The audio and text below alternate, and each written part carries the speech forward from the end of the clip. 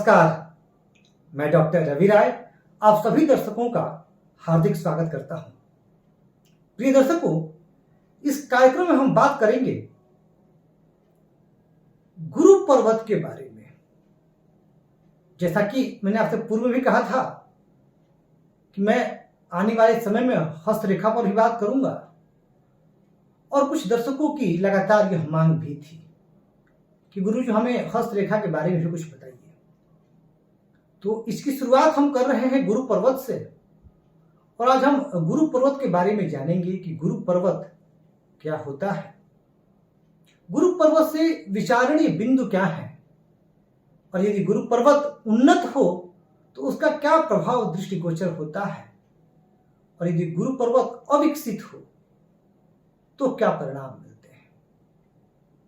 इन तमाम विषयों पर हम बात करेंगे और एक एक करके मैं आने वाले वीडियो में हस्तरेखा से संबंधित बहुत सारी बातों को आपको बताऊंगा, आपसे साझा करूंगा, जिसमें रेखाओं के बारे में भी हम जानेंगे और तमाम जो गुरु पर्वत के अलावा जो और पर्वत हैं उन पर जो बनने वाले चिन्ह हैं उनके बारे में भी जानेंगे, पर्वतों के मध्य संबंध को भी जानेंगे और बहुत सारी बातों को जानेंगे जिससे हस्तरेखा से हम किसी व्यक्ति के जीवन को समझ सकें, भाग्य को समझ सकें। तो आज चर्चा गुरु पर्वत पर। हाँ, और यदि आपके मन में भी कोई सवाल उठे हस्तरेखा से संबंधित कि इस चिन्ह का क्या मतलब है तो आप लोग चैनल के किसी भी वीडियो पर कमेंट कर सकते हैं। हमारा प्रयास रहेगा कि हम आपके प्रश्न का उत्तर वीडियो के माध्यम से अवश्य दें। तो देखिए, बात जब गुरु पर्वत की, जैसा कि आप लोग पिक्चर में देख पा रहे हैं, मैंने आप लोगों की सुविधा के लिए यह एक पाम का इमेज दिया है जिसमें हथेली पर पाए जाने वाले सभी पर्वतों के बारे में जानकारी दी गई है। जैसा कि गुरु पर्वत का आप देख रहे हैं और मैंने साथ ही साथ यह भी इंडिकेट कर दिया है कि गुरु पर्वत से जो प्रमुख विचारणीय बिंदु है वह क्या है, गुरु पर्वत कहाँ होता है। तो अंगूठे के बगल वाली उंगली, तर्जनी उंगली के मूल में, इस उंगली के मूल में गुरु पर्वत होता है और गुरु पर्वत से जो विचारणीय बिंदु है वह है मान, सम्मान, यश, प्रतिष्ठा, नेतृत्व शक्ति, नेतृत्व क्षमता, भाग्य, धन। इन तमाम विषयों का हम गुरु पर्वत से विचार करते हैं। तो सबसे पहले जो आपके मन में सवाल आएगा जिसका मैंने उत्तर दिया कि गुरु पर्वत है कहां। तो जैसा कि आप लोग पिक्चर में देख पा रहे हैं कि गुरु पर्वत आपके तर्जनी आपकी जो इंडेक्स फिंगर है उसके मूल में जो है वह स्थित है और वहां पर एक रेखा द्वारा अंकित भी कर दिया गया है कि यही गुरु पर्वत है। तो आपने इस बात को तो समझ लिया कि गुरु पर्वत है कहां। अब आपके मन में जो दूसरा प्रश्न आएगा कि हम कैसे समझें कि हमारा गुरु पर्वत उन्नत है कि नहीं, अच्छा है कि नहीं। तो देखिए, उन्नत का अर्थ हुआ कि वह जो क्षेत्र है आपके तर्जनी उंगली के नीचे का जो क्षेत्र है, यदि वह उभरा हुआ है, विकसित है, उभार लिए हुए है, अर्थात दबा हुआ नहीं है, तो आप समझेंगे कि यह जो आपका क्षेत्र है, गुरु क्षेत्र, गुरु पर्वत जो है आपका उन्नत है। अब जब गुरु पर्वत उन्नत होगा तब क्या क्या घटनाएं आपके साथ जीवन में घटेंगी, आपका स्वभाव क्या होगा और जीवन कैसा रहेगा। तो देखिए, जब गुरु पर्वत उन्नत होंगे तो सबसे पहले आप बहुत ही दयालु और परोपकारी किस्म के व्यक्ति होंगे। आपके अंदर दया भावना कूट कूट के भरी होगी। आप एक विद्वान व्यक्ति होंगे, आपके अंदर विद्वता होगी। तो वहीं धर्म के प्रति आपके मन में गहरी अभिरुचि होगी, अर्थात आप धार्मिक भी होंगे। इसके अलावा ऐसे जो जातक होते हैं ये शिक्षा के क्षेत्र में बहुत उन्नति करते हैं। यानी भले ही आपके पास उच्च डिग्री हो या ना हो, हालांकि गुरु प्रभावित व्यक्ति उच्च डिग्री भी लेते हैं पर ये अन्य विषयों पर भी निर्भर करता है, परंतु एक चीज तो तय है कि आप बहुत बुद्धिमान होंगे और आप बहुत ज्यादा विवेकशील होंगे। अच्छा, इन लोगों की जो एक आदत होती है कि न्यायप्रिय बहुत होते हैं, जस्टिस, जैसा कि मैंने कहा कि इनके अंदर परोपकार की भावना होती है, साथ ही साथ इनके अंदर न्यायप्रियता की भी भावना होती है। अच्छा, ये समाज कल्याण के लिए बहुत कुछ करना चाहते हैं। देखिए, ये उस किस्म के व्यक्ति होते हैं जिनका गुरु पर्वत विकसित हो। ये उस किस्म के व्यक्ति होते हैं कि सिर्फ ये अपनी ही उन्नति नहीं चाहते, अपितु इनका एक प्रयास रहता है कि समाज का सर्वांगीण विकास हो, सर्वांगीण उन्नति हो। ये अपने चारों तरफ प्रसन्नता की सुगंध को बिखेरते रहना चाहते हैं। यानी बहुत ही एक अच्छा स्वभाव और नेतृत्व क्षमता इनमें जबरदस्त होती है। चूंकि ये जो गुरु के प्रभाव की वजह से ये कम उम्र से ही विद्वान हो जाते हैं, कम उम्र से ही यह लोगों को दिशा दिखाने लगते हैं, मार्गदर्शन करने लगते हैं। तो इनके अंदर एक नैसर्गिक गुण होता है, सहज सरल प्राकृतिक गुण होता है नेतृत्व का। और ये अपनी नेतृत्व क्षमता से लोगों का बहुत मार्गदर्शन करते हैं, लोगों को लेकर के चलते हैं। ये उस प्रकार के लीडर नहीं होते जिसके डर से लोग रेस्पेक्ट करें। ये उस प्रकार के लीडर होते हैं जो लोगों के हृदय में अपनी जगह बनाते हैं, जनता पर अपनी छाप छोड़ते हैं।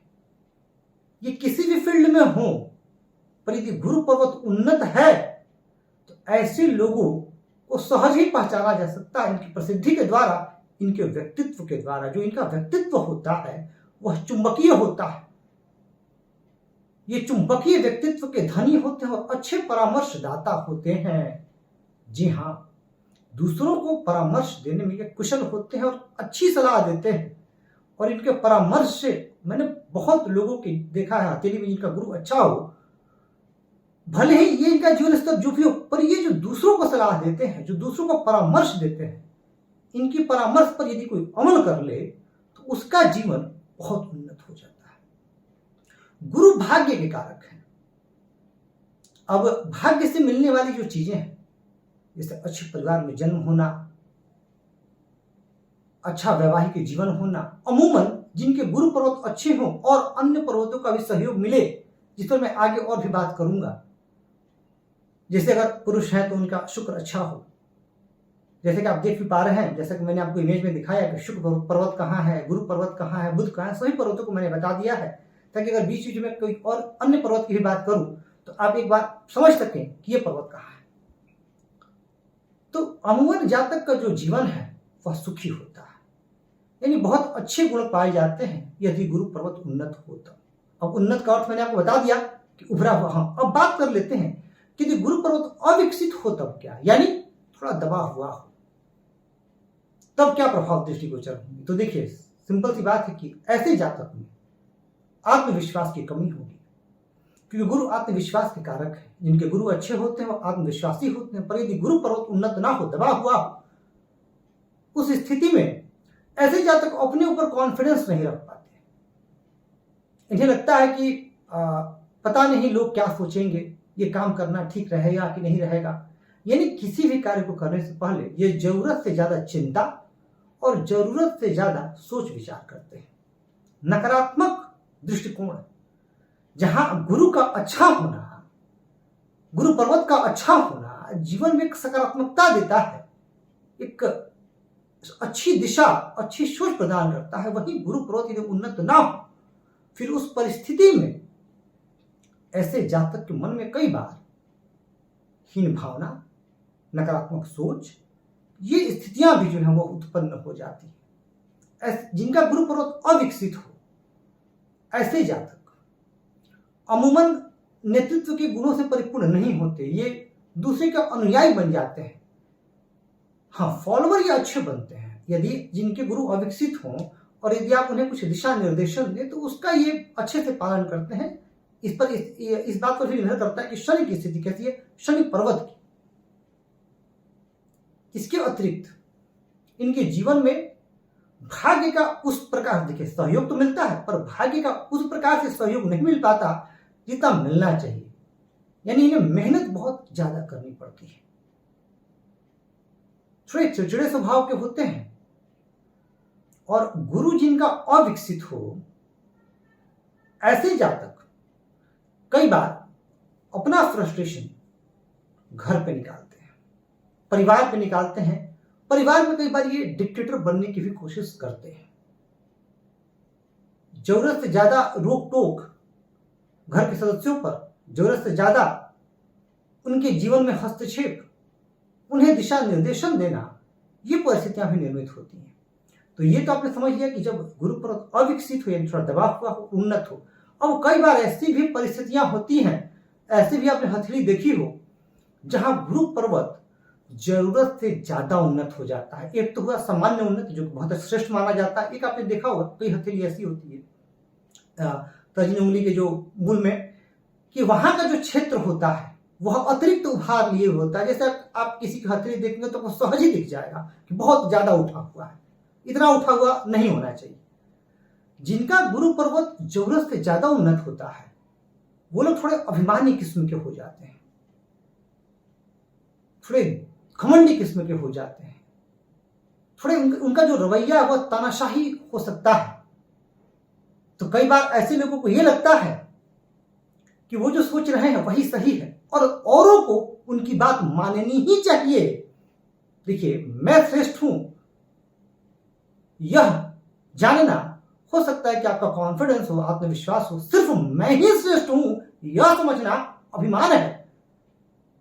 क्योंकि श्रेष्ठता की कोई सीमा नहीं, श्रेष्ठता की कोई पराकाष्ठा नहीं, नित्य नए कीर्तिमान स्थापित होते ही रहते हैं। तो जिनके गुरु बहुत उच्च, बहुत ज्यादा उन्नत हो जाते हैं, उनके मन में यह भावना भी आ जाती है और फिर ऐसे लोगों का सामाजिक और पारिवारिक जीवन प्रभावित होता है।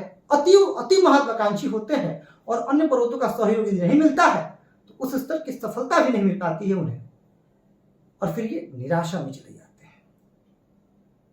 तो वहीं अगर बहुत ज्यादा गुरु पर्वत दबाव हुआ तो ऐसे जातक के जीवन में एक तो हुआ कि सामान्य अविकसित, सामान्य दबाव हुआ, पर किसी का आपने देखा कि गुरु पर्वत में बहुत ज्यादा जो है धसा हुआ है, दबाव हुआ है। फिर उस परिस्थिति में ऐसे जातक अपने जीवन में बहुत ज्यादा निराश होते हैं, जीवन में संघर्षों की अधिकता रहती है और उनके कार्य बहुत विलंब से होते हैं। अच्छा, गुरु पर्वत पर एक सामान्य सी बात थी, आगे हम समझेंगे रेखाओं के बारे में, गुरु पर्वत पर बनने वाले तमाम चिन्ह के बारे में, जैसे स्टार हो तो क्या होगा, क्रॉस हो तो क्या होगा। हम यह भी जानेंगे कि गुरु पर्वत का झुकाव यदि शनि की तरफ हो तो क्या प्रभाव होगा, गुरु की उंगली यदि शनि की ओर झुकी हुई हो। पूर्वा के बारे में जानेंगे हम, जो उंगली के प्रथम पूर्वा, द्वितीय पूर्वा, इन सब यानी हस्तरेखा से संबंधित तमाम विषयों पर हम धीरे धीरे अपने चैनल पर बात करेंगे, अपनी वीडियो में बात करेंगे। और यदि आप भी किसी विषय पर जानना चाहते हो तो हम उस पर भी चर्चा करेंगे। तो प्रिय दर्शकों, इस कार्यक्रम में बस इतना ही और ईश्वर से आप सभी के लिए प्रार्थना है और परमपिता परमेश्वर से मैं यह प्रार्थना करता हूं कि आप सभी का जीवन सुखी हो, संपन्न हो, स्वस्थ हो और यशस्वी हो। इस कार्यक्रम में बस इतना ही। धन्यवाद।